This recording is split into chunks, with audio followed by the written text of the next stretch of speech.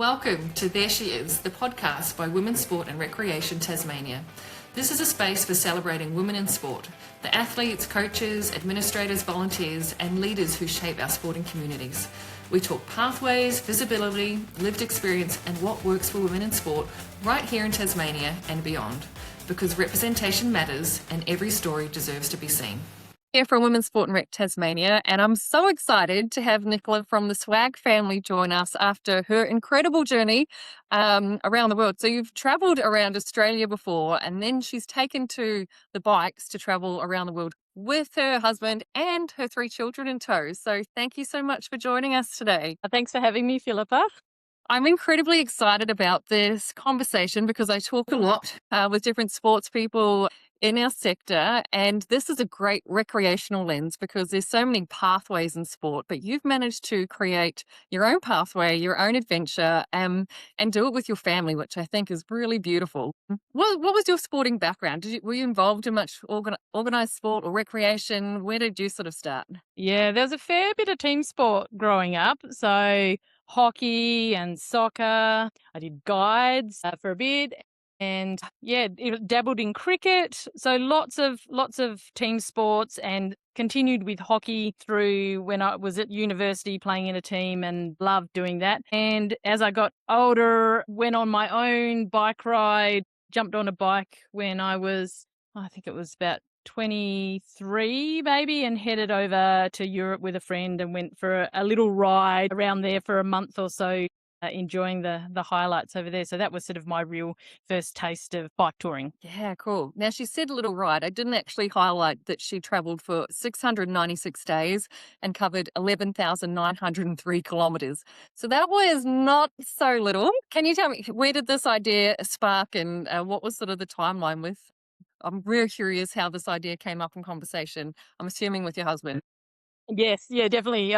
We both had to be on board for this one. So I suppose the conversation actually began around 2017, and that's when we were sitting down on the couch one night and said, "Look, what is it that we'd like to do as a family?" We had, I think, a 1-year-old and a 3-year-old at that time. I think around about that age, and I was sort of coming out of that hiatus of having the really little baby and being in that really closed environment of home and nappies and food and all those things. And we said, well, now we're entering sort of out of that zone. What do we want that to look like? And Andrew and I both came from a background of really enjoying traveling and adventures. And we said, what would work as a family? And we sort of threw around a couple of ideas. He really enjoyed sea kayaking, and he'd been on trips doing that. And I'd been kayaking as well, and bushwalking, and we both done separate bike rides trips. And as we sort of had the conversation going, actually, as a family, the bike riding mode of transport we think it can work. We think it can work for a long time. And that's where the idea of riding around Australia and exploring our backyard sort of began. And when we headed off that first time, Wilfie was 3 and Hope was 5. And so we headed off. We had a year cycling around Australia. We spent a fair bit of time in Tasmania to start off with, just going, is this going to work? Are we absolutely mental? But we have family support. People can drive and help pick us up. If it's not going to work, we can always pull the pin.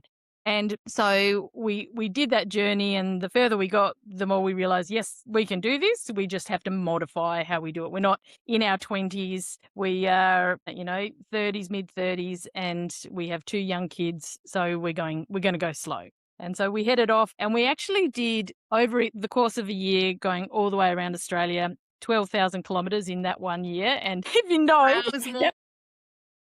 Yeah, well, that was with 2 kids. But when we added a third, who was a 1-year-old when we started the around the world trip, we got 14,000 kilometres over 2 years. So that really pared it back in terms of the speed that we could cover and just the way that we would travel. So the Australia trip really was an eye-opener for what was possible with children. And we met so many incredible people along the way and heard stories of other families travelling around in different parts of the world. And I suppose that was where the seed was planted that, you can go further than Australia. we could actually one day go and explore the world. And so that sort of planted the seed, and we let it sit. When we came back from the Australia ride, COVID hit, and so everything sort of, closed down, and we moved back into our house. We live down in southern Tasmania on a beautiful bush block looking over Kununyi and the Channel and Bruny Island. And so we sort of had that time, that quiet time, returning to work and thinking about what we would do next. And we decided we'd keep our adventure fairly close to home, and we actually went and worked up in a remote Aboriginal community halfway up Cape York, a place called Pomperau. It's got about 1,000 residents there, and we worked in the school up there for the year. And then we had Jeannie. So Jeannie is our third, and we returned home, and I suppose that's when we started thinking, what will be the next adventure? And that was it. We decided let's ride around the world with 3 kids, and Jeannie would be 1 when we started. Wilfie was 8 and Hope was 10. Amazing. I love this. Some people might not know we traveled around the world with 3 kids for a year, and we were hiking everywhere. And I love the realm of possibilities, because it is quite daunting when you first go, not knowing what's going to happen. And then when you settle into it, just the paths and the opportunities that open, and the kids just seem to settle into it quite quickly. Well, we get to do this every day. Like, Yeah. this is a great routine, right? Yeah.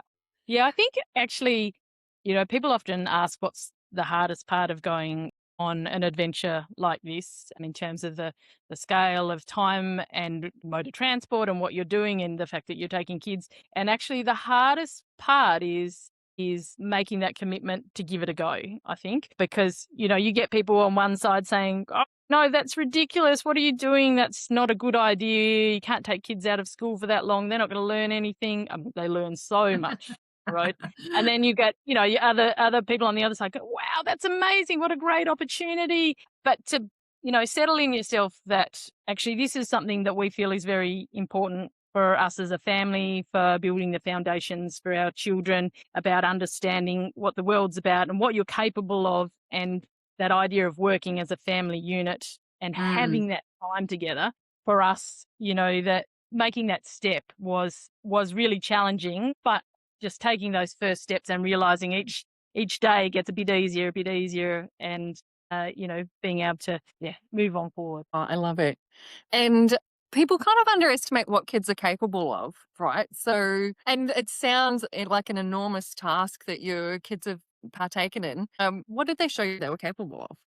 I remember when we were riding up into the Andes, we started in Lima in Peru, and the bike setup was, we had a triplet. So Andrew was on that with Wilfie and Hope, and they were towing a trailer behind, and I actually had a tandem because that was the bike that we used around Australia, so we continued with that. But Jenny was in a baby seat, and so you can imagine this triplet with 2 children plus Andrew plus a trailer load of gear was so incredibly heavy. As you're heading up, 3,000, 4,000 meters above sea level, and dealing with the altitude as well as the steep hills and the gravel conditions, that some sections he just couldn't ride with the children on there. And so the kids did such a great job, and we often laugh about the fact that they walked up the Andes, because they actually had to do a fair bit of walking, and occasionally they would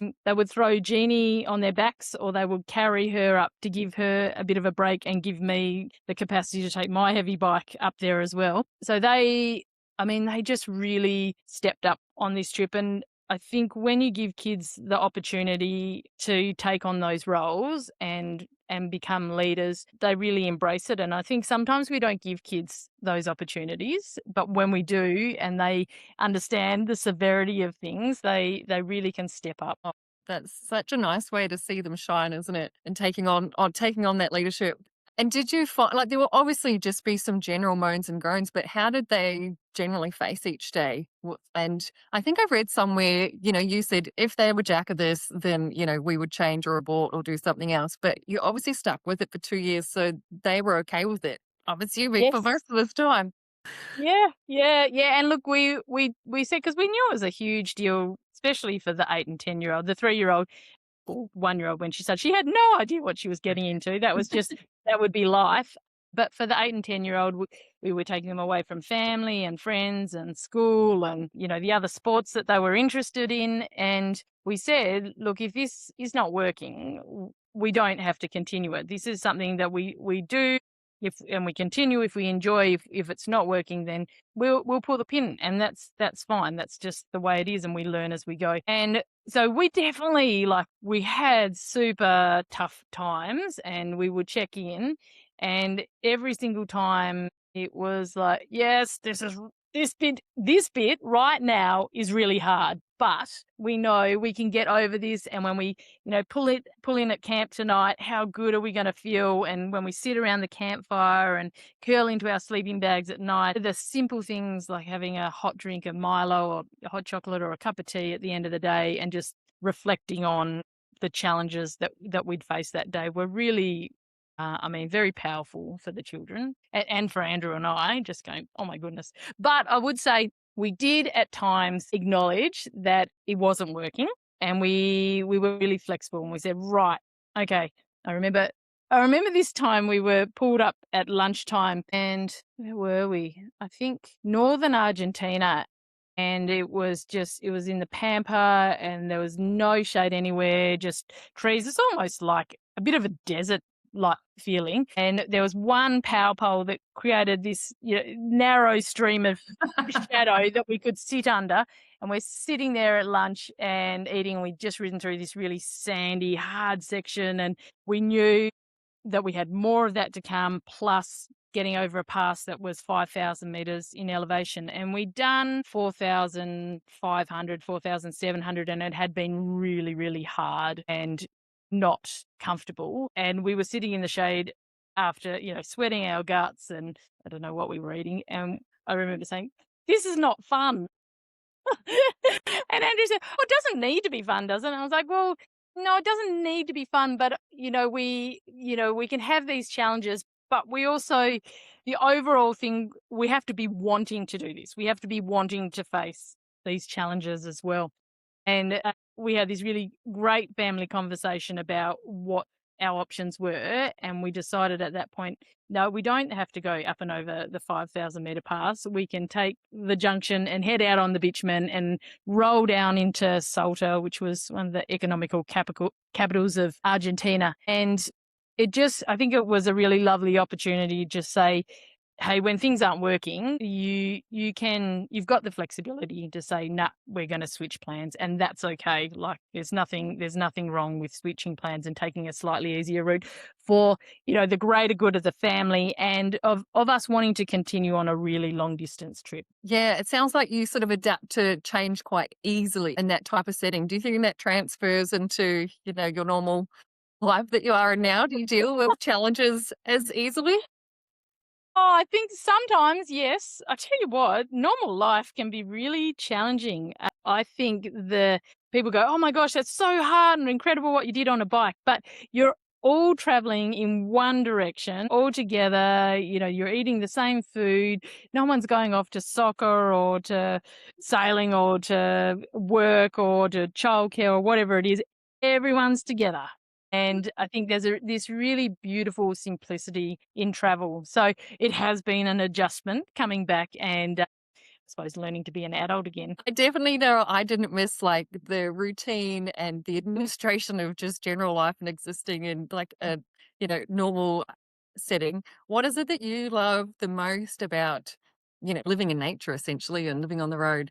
I think I really love the slowness of it all and being able to actually take in with all your senses what's going on and having the time to do that. So, whether it's appreciating the spot that you're stopping at for lunchtime and, just digging around in the dirt or, appreciating the fact that you've got a bit of shade or the incredible views that you've got, but having the time to be out there. And I think the traveling slowly, like we covered very short distances when we were on the bike. So when we go going up into the Andes, we might have only done 6 kilometers in a day because you were jumping up in maybe 300 meters in elevation. Other days we might do 30 kilometers. A big day is 60 kilometers for us on the bike with the kids, just because the amount of stops that you do.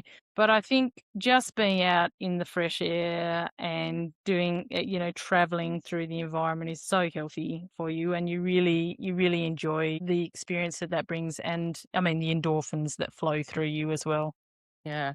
There's a huge amount of just being present in the moment. And I find when I'm in that type of setting, I feel like the days are longer, but in a good way. You Yeah. notice every single moment. Like it's the best way to slow down time. Yes. Yeah. And I mean, you really register what's going on in that day, and even being able to have conversations because you're traveling slow and you've got the time to do that. Especially, I mean, I loved it on the bike when the kids were on the triplet with Andrew, the conversations that they would have on there. When we got to the UK, we actually they jumped up to their own bikes and they were riding independently, which was a really nice step up for them. But the conversations that you can have when you're on the triplet is much easier than having a conversation when you're on single bikes. So I imagine you have many, many favorite spots, but what do you have any particular highs that you remember that just kind of, live on the edge of your tongues that you're always talking about in family conversations? I think the really special place that we rode through was one of the world's largest salt lake, Salar de Uyuni, when we were coming through Bolivia. And, it was quite epic to get there, dealing with money, and we had to carry cash on us, and that was really hard to access. And then getting supplies, even accommodation as we were coming through. So we were going sort of a week or two without any accommodation. It was camping in tents. And so looking forward to, having a little bit of respite and a shower. And we finally got to the edge of Salar de Uyuni, and we were really lucky. There was a hotel accommodation that was available. So we got ourselves already in the anticipation of, right, we're heading across the Salt Lake, 80 kilometers. We're at the whim of the weather. And we were really lucky having the right weather window. And you head out onto this crystal white salt lake, and it's just silent. Like you are the only noise out there. And as you get further and further, all you can see is white, and it's like being on the moon. And we were really lucky. We actually had a full moon when we were out on there and pitching the tents and having, it was this otherworldly experience almost. And the kids just loved it. They didn't love it when there was some holes in the salt lake, and Wilfie was like, "Oh, I might just, put my finger in here," and what do you call it? Like the level salt that was in the water actually made his skin burn. He was like, "Oh my goodness!" So we had to quickly wash that off. But it was a good lesson, a good science lesson. That sounds about. I'm writing that one down for my bucket list there as well. And did you find? Were there times where you felt like a little unsafe, or you adjusted your travels, or did people treat you differently, positive or more positively because you had kids with you? I think overall, I mean, we were just so well looked after, and it was most. Quite a sight coming through.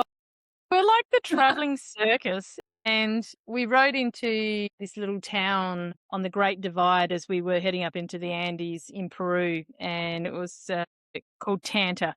And as we came in, you could see people were like, "What is going on here?" And, they were living quite traditional lives in the village there as well. And we met a mother and her mother, the grandmother, and then the little daughter. And they just, they were really keen to have a conversation with us. And it turned out that it was Jeannie's birthday just after we left this town. And they came up, and they actually, came knocking on our little accommodation door, and they had bought these beautiful her Barbie. The little girl had a Barbie, and she was so excited about it.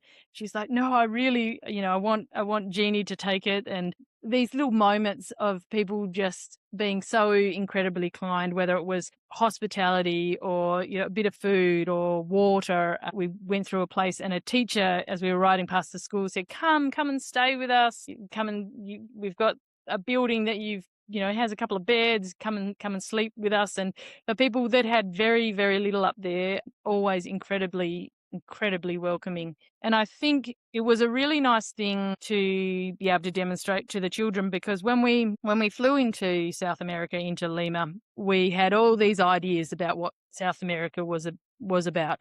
And, people had sort of been saying, oh, it's really dangerous. It's really scary. Watch out for the dogs, watch out for crime, watch out for, kidnapping, all these things. And even as we were heading out of the accommodation when we first got there, just to get money sorted and a bit of groceries and stuff, we could feel that level of like, oh, what are we doing?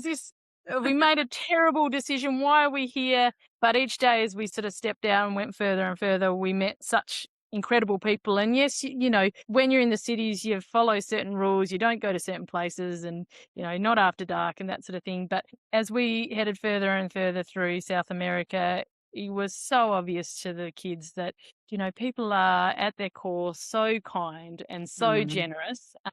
And it was just such a beautiful, beautiful thing to be able to show the kids, what humanity is really about. Yeah, I love that. Anyone who's listening who's worried about that safety side, the generosity that people show.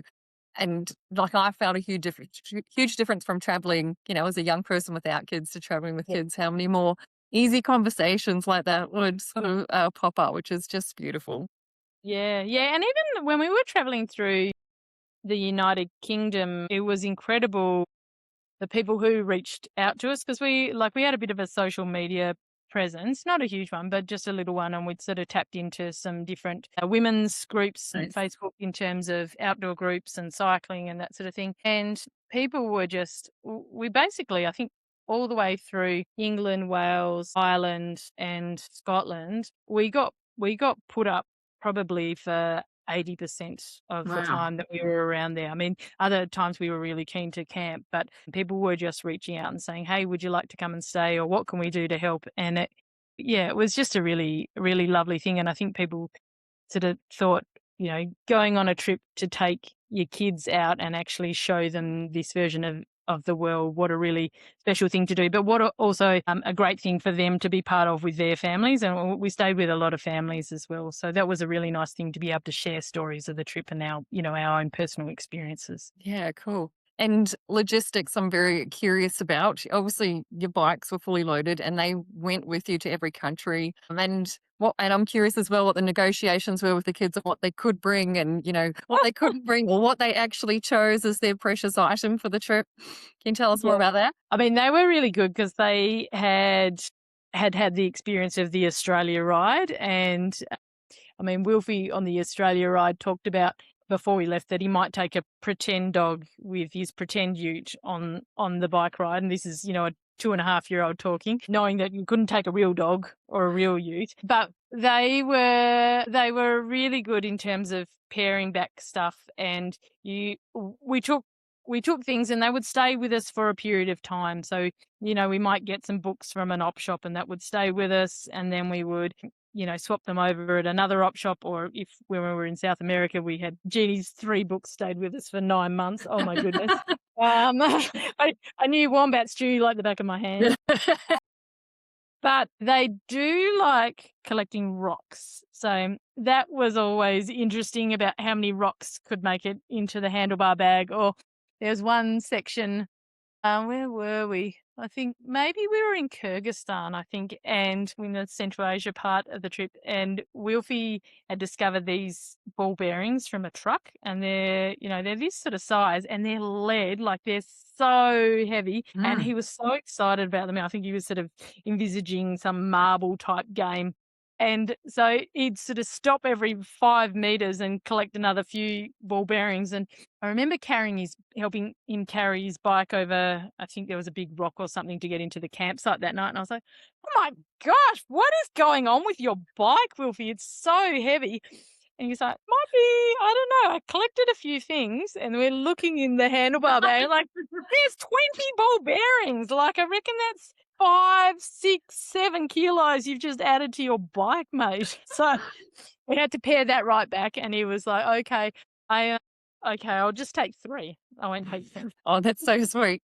And was there a story, like, obviously there's quarantine and things like that when you go to different countries. Was there a story of a shell that accidentally got stuck somewhere?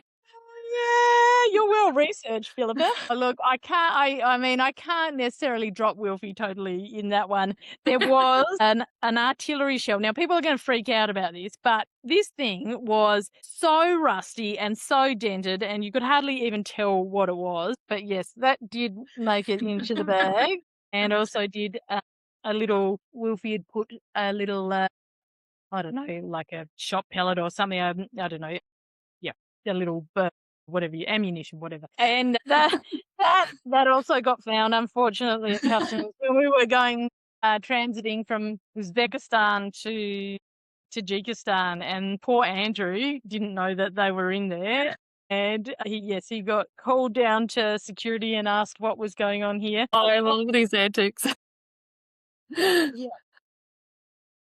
And then, and traveling with the bikes on planes, I assume you have to like clean them or put them in boxes. What is that process? Yeah, I think actually the hardest part of bicycle travel is if you have to catch a plane. Trains were also a bit nerve-wracking, making sure that you're on the right train that could actually hold the bikes. And for the train sections, I will say we switched all to single bikes to go through the UK and left the tandem and triplet in South America. But getting on the planes, so you have to scrub everything down. You have to deconstruct the bike. You have to find bike boxes that'll actually work for the bikes. And when you're, somewhere like South America, that can actually be kind of challenging. You've got to find foam to protect them. You've got to scrub down all the tents and the panniers. And then probably the most stressful thing is, are we going to fit within the weight limit and the size limit? And, there are very specific rules and regulations on planes, but then there's also these, things that counter that. And so you're never quite sure if A, they'll even let the bikes on the way you've got them packed up, and B, if they do let them on, how much it's actually going to cost you. Oversized Little luggage. threshold. And we chose tickets based on the likelihood of being able to not have to. Well, the bikes will be allowed on definitely, and that we wouldn't have to pay too much excess baggage. And geez, we were lucky. I remember being stopped. We had a stopover in Houston in America before we headed to South America, and we still had the triplet and tandem then. And, we joined two big bike boxes together to get the triplet, just the frame inside it. And the lady, as we're transiting, we've got 20 hours, I think, in Houston. United Air was like, you can't take that. That's not going on the plane. And if it does, that's thousands. You're going to have to pay thousands of dollars. And this is, I think, my face after, 14 hours of not sleeping on the flight and then getting ready for another long haul flight. I was just like, I had a genie who was still breastfeeding hanging off me. I was like, oh my God. I think the tears were like, whoa, this is a little bit too much. And we didn't have a ticket. They said there's also no ticket for the toddler. Like, where's her ticket? Like, we booked it all on one flight from New Zealand all the way through. And luckily, another amazing staff member was like, I'm going to sort this out for you. That's okay. We'll sort this out for you. Andrew, you need to go down to the other end and sort out the ticket, and we're going to look at how we can store the gear. And so I think also we had some very lucky moments where people helped out a bit. And then we had moments that we were just very well prepared, but just holding our breath that it would work. And yeah, we got stung a couple of times. And that was also part of the reason why we're like, I think we need to leave the triplet and tandem here, as well as, we really want Hope and Wilfie to have the independence of single bikes, but far out, it's hard to get other transport with these bikes. Yeah. Did the single bikes, well, they obviously made it home because you rode all the way. So rode all the way back to Hobart, right? Yeah, we did lose two of the bikes when we were, where were we? We were coming from from the Netherlands.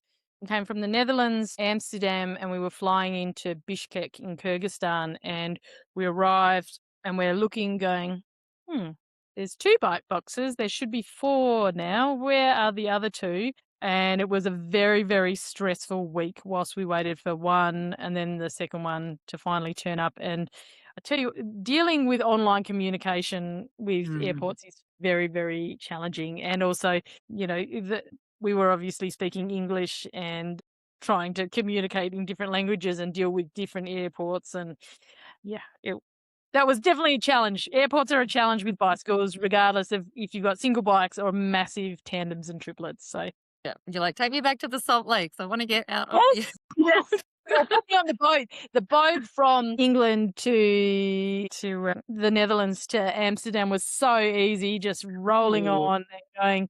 Don't have to package anything. Yes, we'll clean the bike, but this is so easy. Yeah. Oh, I love it.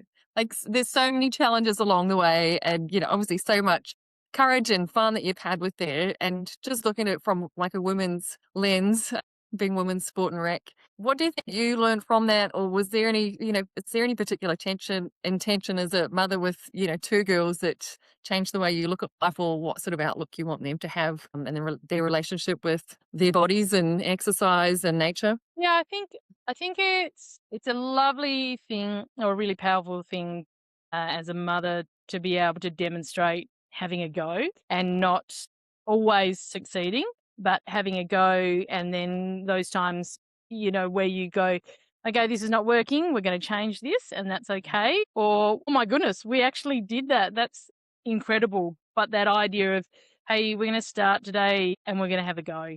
And I think that's a really powerful thing to be able to teach anyone in your family that you don't have to always get it right, but to have a go is a really valuable lesson. I think there were heaps. I mean, the amount of times that the kids helped me out when I was breastfeeding Jeannie, like they'd have to hold the bike so that I could get her off to start off with, and then everyone would have to stop. We might have only been going for 10 minutes, 20 minutes in the morning. And it's like, right, we've got to stop. Oh, nappy change. Oh, breastfeeding. Oh, snack time. Oh, we've got to put a jumper on Jeannie. But to see that flexibility and working together, I think is just that ability to show hope. And Jeannie, she's not going to remember much of the trip, but it will set her understanding of you know, being in this world and taking on challenges and how we work as a family, all those things. It's not necessarily memories, but it's those skills that she sort of built up. I mean, she was even there banging pegs and helping pack up her sleeping bag and stuff like that. And for our son, just being part of it all. And I think that he's such a well-rounded young man, the way he faces a challenge and supports other people through it. I think that's a testament to him as well. Yeah, it's interesting that experience because they're with you through all the challenges and the failures. Where in normal life, you might be able to separate that a little bit more. So they Mm. really have to watch you process it, don't they? Yes. They're Yeah. involved in all the thought process with you. Yeah, and they're part of it. They're like, okay, what are we going to do? And if we want to get through this challenge, we all have to help. And whether that means, you got to take Jeannie and piggyback her up this steep hill so we can even attempt to get the bikes up, because this is the only way we're going to get through. To taking a bit more weight, or setting up the tent, getting things packed up if it's about to rain in the morning and we need everything packed up super quick and get it in the pannier so that we've got dry gear when we finish the end of the day. All that stuff about stepping up and helping out is so important when you're on an adventure. Yeah. And now you talked briefly about adjusting to coming back to this regular style of life. And I don't think many people realize what a big transition it is to be in your bubble that way and then to be thrusted into routine.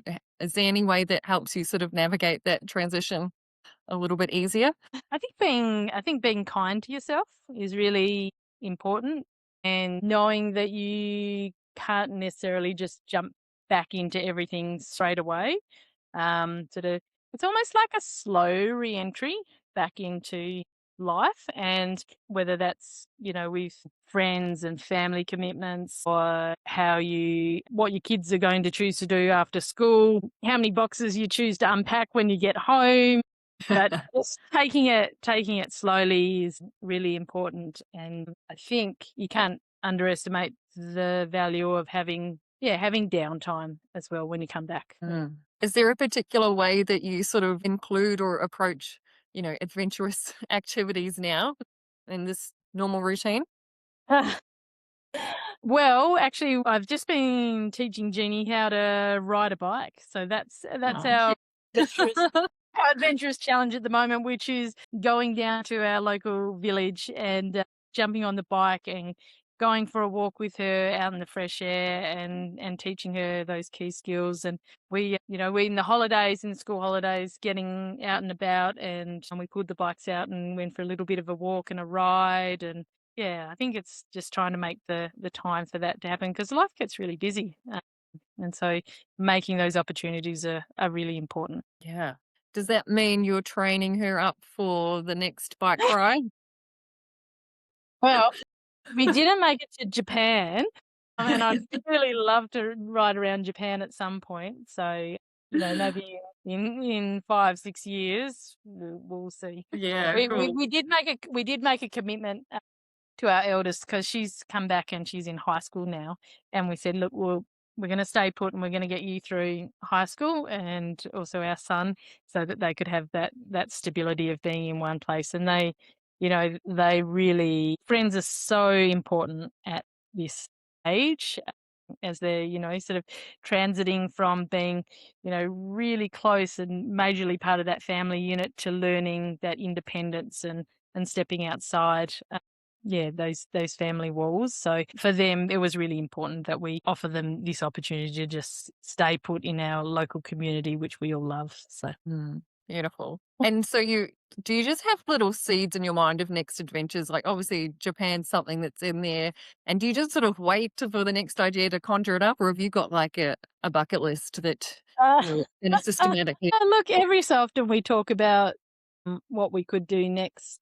But I think it's at the moment where we're really quite happy just staying put, and the adventure of just being back in our local community. And yeah, I mean, there's always bits and pieces, but there's a fair bit of life left. So yeah, we've got Mm. time. I think like re-entering to community is something that's such a strong focus because when you're traveling, you might have these little 3-day relationships with people, although they're lovely, they're not long lasting. So did you have that kind of craving for community again? Yeah, I think having it's a big pull back, and it's something that we really missed on the first half of our trip because originally we planned to go for 3 years and we paired it back and we'd actually know 2 years is going to work much better for the family, for the bank balance, for the kids and where they slot back into school, but also that idea of being away from friends and family and community. It is really important to us as a family. We did have these amazing moments on the road, like obviously you did when you were traveling, that you meet these people and the relationships are so quick and intense, but so valuable and so important. And for me, a lot of them, we met 20-year-olds on the bike and we met 80-year-olds on the bike. We met people who were living in the villages where we stayed, all these different connections. But it was interesting. I really got a lot of value out of connecting with other women on the road and having conversations around that. And there is this value in those sorts of supports as you go around. And it was a beautiful trip as we headed down the Pamir in Tajikistan, and we met several cyclists that we could just continue to cross paths with at different points, and we ended up finishing the journey all in Dushanbe together at the end, and it was such a celebratory ending. And just the intensity of those relationships when you're doing something really challenging was really incredible, and especially for the kids, because a lot of the people we were traveling with were 20 something, and I'm now 40. What am I, 43? Andrew's 48, and our kids have more in common with the 20-year-olds than we did. So there were these different sort of relationships going on when we would sort of cross paths again with some of our friends, from France and from Germany, from Japan. We're just all really lovely connections that we made on the road. Any woman who's listening to this and thinking that they have a little adventure in their mind or they want to do something epic, what sort of advice do you have for them? What do you think they need to know? I think the biggest advice I could give to people is just give it a go, and you will make mistakes, and that's part of being on an adventure, and that's where you learn, that's where you're challenged, that's the exciting bit. And sometimes you might you might fail a bit, but then from that comes other learning. And the hardest part is saying, yeah, I'm going to give it a go. I'm going to step outside my comfort zone and I'm going to see what I'm capable of. And even things like going, oh, but I don't have the right gear. We met a guy in Kyrgyzstan and he picked up this old ratty secondhand bike and panniers with holes that he just tied onto his bike and threw the stuff in. And it's just about having a go. It's not about having the best bike and the best gear. When we started, we were like, oh, I'm not sure if this is right or this is right, but you just change it. And you go through places and it's cold. Well, then you can get warm gear because they have warm gear.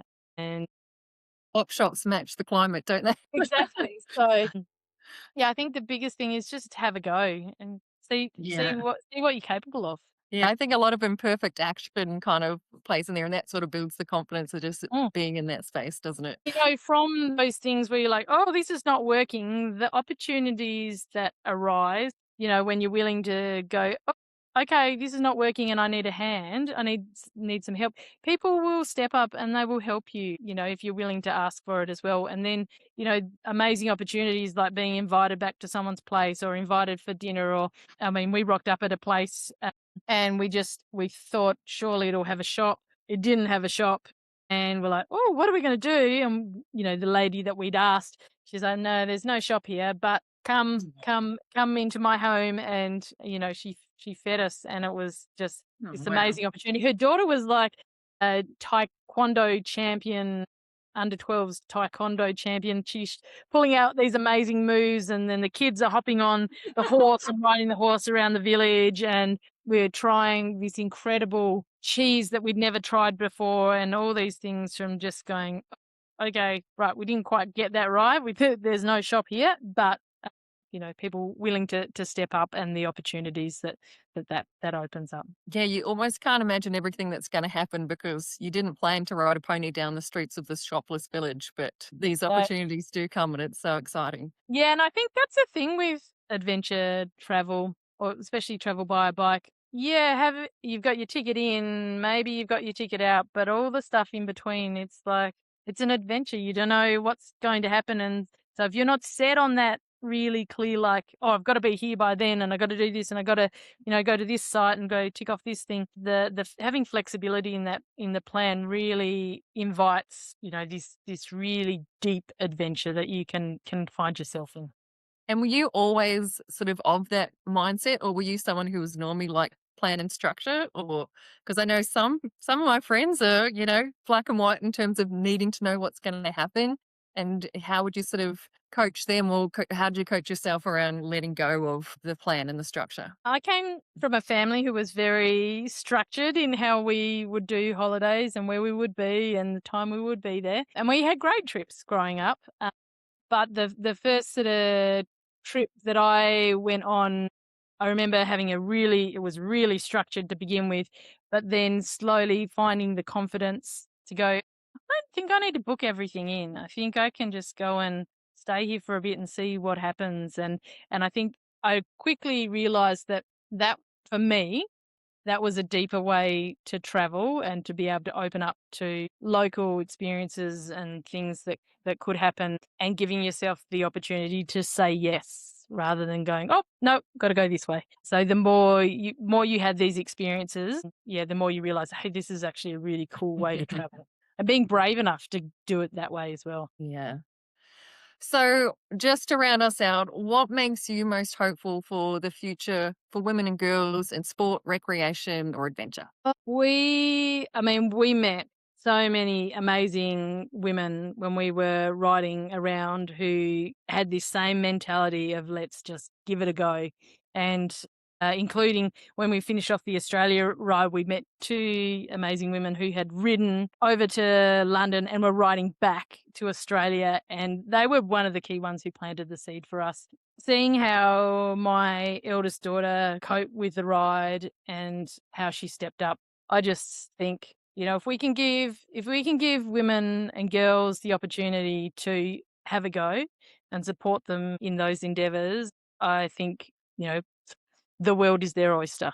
Like you just have to have a go, and there are many amazing opportunities out there. I love it. Well, thank you so much for joining us today. It's so incredible to have this visible for other women and families to know what's possible and start conjuring up ideas of what they can do to create their own little path or little adventure in life. So if you want to follow Nicola, you can check them out. I'll put in the show notes here all of the Instagram and their website, swagfamily.au. Yep, Where you'll that's it. find, yeah, and you've got a podcast as well, right?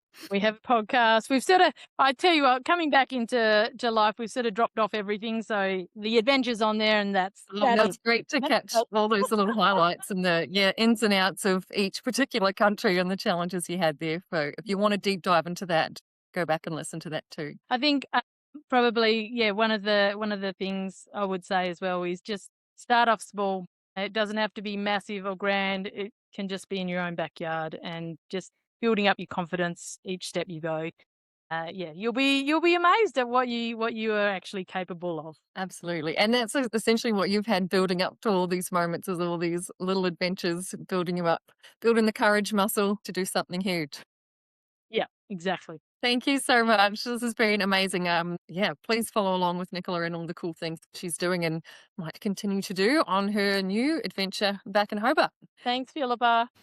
If this episode resonated with you, if you believe in visibility, representation, and strong pathways for women in sport, we invite you to join us. Women's Sport and Recreation Tasmania is a growing community of state sporting bodies, clubs, women, and allies working together to make sport more inclusive, connected, and supportive across our state. By becoming a WSRT member, you're helping amplify women's voices, stories, and leadership, both on the field and behind the scenes. Head to wsrt.org.au/membership to learn more about becoming a member, because when we can see women in sport, we can be them.